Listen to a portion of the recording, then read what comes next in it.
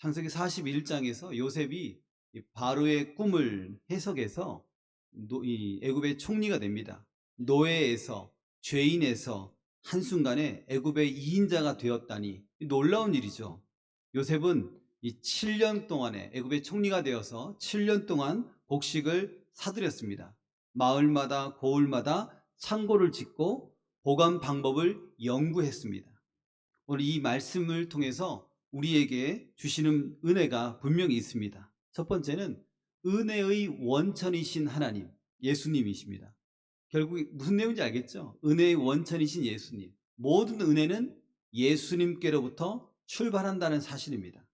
53절 제가 읽겠습니다. 애굽 땅에 7해 풍년이 그치고, 7년 동안의 풍년이 있었고, 그 다음에는 7년 뒤에 기근이 찾아왔습니다. 요셉의 말과 같이 7해 흉년이 들기 시작하니까 각국에 큰 어려움이 찾아왔습니다. 기근이 찾아온 거죠. 애굽 온 땅에도 먹을 것이 부족했습니다. 왜냐하면 애굽 온 땅에는 먹을 것이 있었습니다. 그러나 애굽 온 땅 그 밖에는 먹을 것이 부족했습니다. 왜 애굽 온 땅에만 먹을 것이 괜찮았냐면 쌓아둔 곡식이 바다 모래같이 심이 많았다라고 성경은 기록하고 있습니다. 창세기 41장 49절입니다. 쌓아둔 곡식이 바다 모래같이 심이 많아 세기를 그쳤으니 그 수가 한이 없음이었더라. 요셉이 그만큼 풍년일 때에 창고를 많이 짓고 곡식을 충분히 저장했다는 것입니다. 이것은 자신의 지혜입니까? 하나님의 지혜입니까? 이것은 놀라우신 하나님의 지혜가 그에게 임한 것입니다. 하나님께서 주신 것이죠. 결국은 예수 그리스도께서 그에게 주신 것입니다. 모든 은혜의 원천은 결국 누구의 것입니까? 전능하신 하나님의 것입니다. 우리가 숨쉬고 살아가며 누리는 모든 것은 누구로부터 출발했습니까? 전능하신 하나님께로부터 출발한 것임을 결코 잊지 않아야 됩니다. 애굽 온 땅에 이 굶주림에 백성이 바로에게 부르짖습니다. 그리고 양식을 구하죠. 먹을 것을 달라 합니다. 7년 동안 기근이 오니 이 고통이 말할 수 없는 것입니다. 백성들이 바로에게 살려달라고 부르짖죠. 그때 바로는 애굽 모든 백성에게 이르되, 뭐라고 말할까요? 요셉에게 가라 그럽니다. 아니, 백성들이 왕에게 찾아왔는데 왕은 요셉에게 가라 그럽니다. 이 애굽 백성이 바로에게 생명을 구했더니 바로가 내가 다 해결해 줄게 이렇게 말하지 않고 요셉에게 가라는 것입니다. 41장 55절입니다. 애굽 온 땅이 굶주림에 백성이 바로에게 부르짖어 양식을 구하는지라. 바로가 애굽 모든 백성에게 이르되 요셉에게 가서 그가 너희에게 이르는 대로 하라 하니라. 요셉에게 가라고 합니다. 얼마 전까지만 해도 노예였고 얼마 전까지만 해도 죄인이었던 이 요셉에게 가라고 합니다. 이걸 보면 요셉이 단순한 이 애굽의 총리나 이 곡식 창고를 관리하는 그 정도 수준이 아니라는 것이죠. 요셉은 바로에게조차 생명을 구할 수 있는 유일한 통로였다는 것입니다. 바울이 아니고 그렇죠? 바로도 요셉에게 생명을 지금 맡긴 상태란 것이죠. 바로가 요셉에게 지어준 이름이 무엇인지 아십니까? 보면 사브낫 바네아입니다. 사브낫 바네아. 이 이름의 뜻은 생명의 부여자, 생명을 주시는 분이라는 뜻입니다. 요셉을 보면서 누가 생각나십니까? 우리를 구원하신 예수 그리스도, 우리에게 생명을 주시는 예수 그리스도가 생각납니다. 그래서 요셉은 오실 그리스도의 그림자라고 말합니다.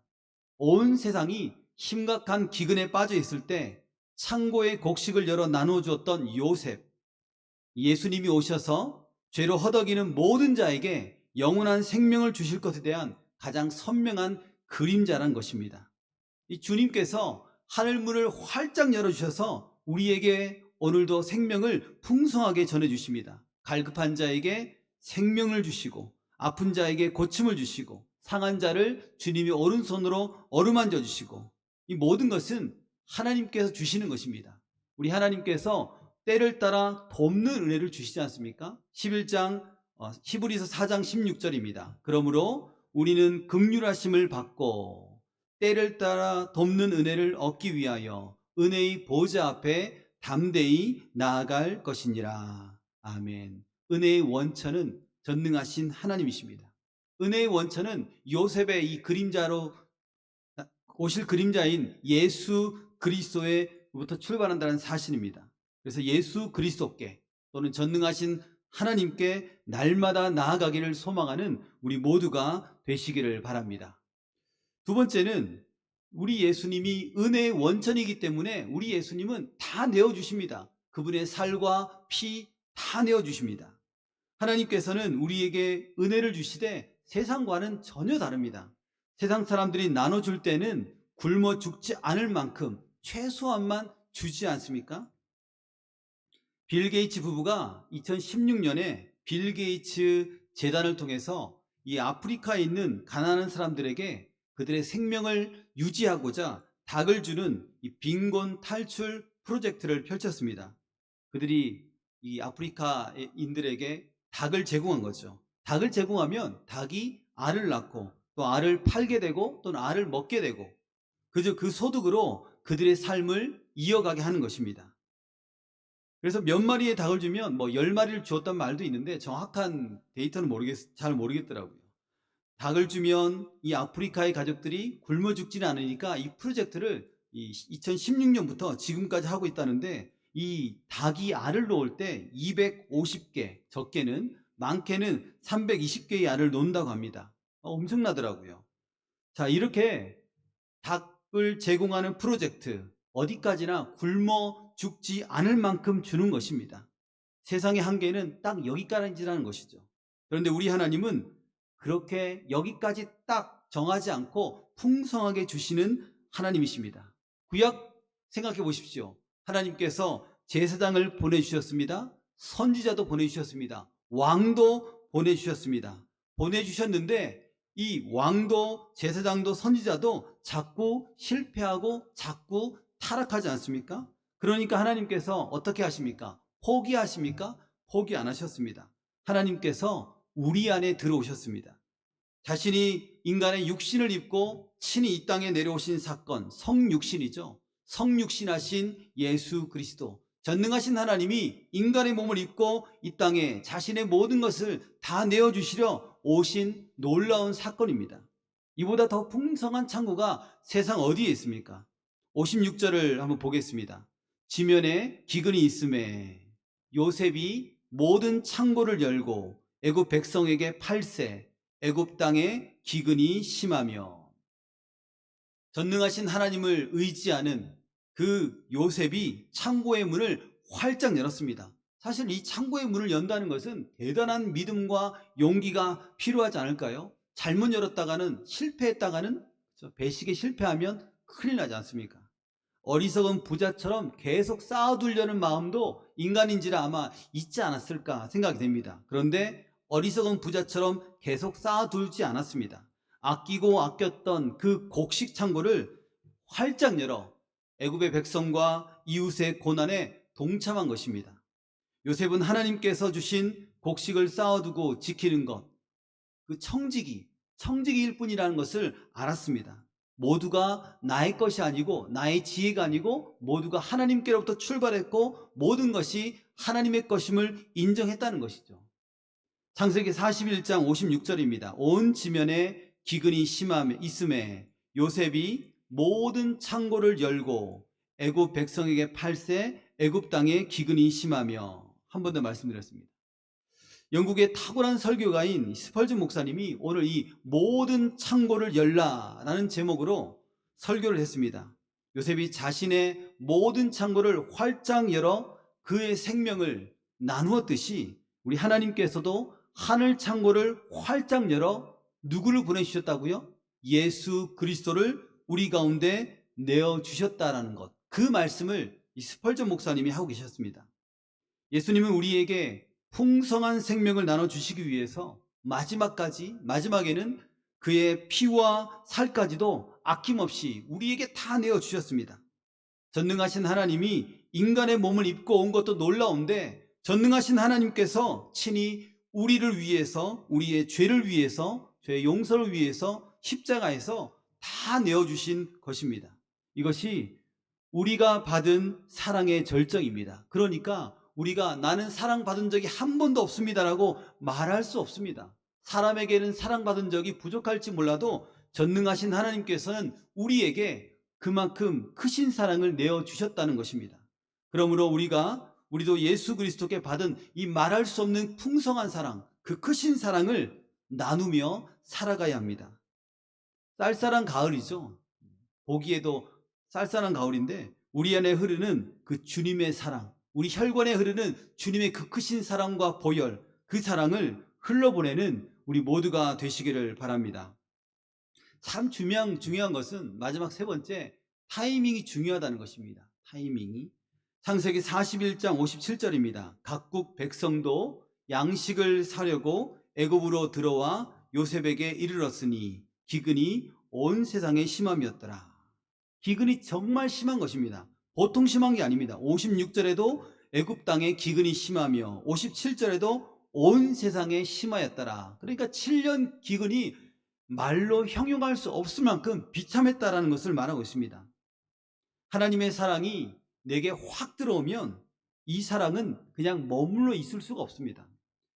이것은 흘러보내게 돼 있죠. 은혜 받으면 자동적으로 흘러나가게 되어 있습니다. 내게 들어온 물질도, 누가 내게 준 과일도, 재능도 당연히 그 은혜 때문에, 사랑 때문에 흘러보내게 된 것입니다. 나눌 줄 아는 사람은 정말 복 있는 사람입니다. 왜냐하면 나눌 때에 주어지는 그 기쁨을 잘 알고 있기 때문입니다. 하나님께서 재능과 하나님께서 물질을 주셨을 때에 집에 쌓아두고 은행에 쌓아두는 것이 아니죠. 교회를 섬기고 또 이웃과 나누어 주라고 주신 것입니다. 나누는 사람 정말 복된 사람입니다. 하나님께서 내게 주신 것을 마음껏 주의 나라와 교회를 위해서 또한 이웃을 위해서 사용하는 우리 모두가 되시기를 바랍니다. 모든 것에는 때가 있지 않습니까? 골든타임이라고 그러죠. 골든타임. 굶주린 사람들에게도 골든타임이 있습니다. 먹을 것을 제때 나누어 줘야 한다는 것이죠.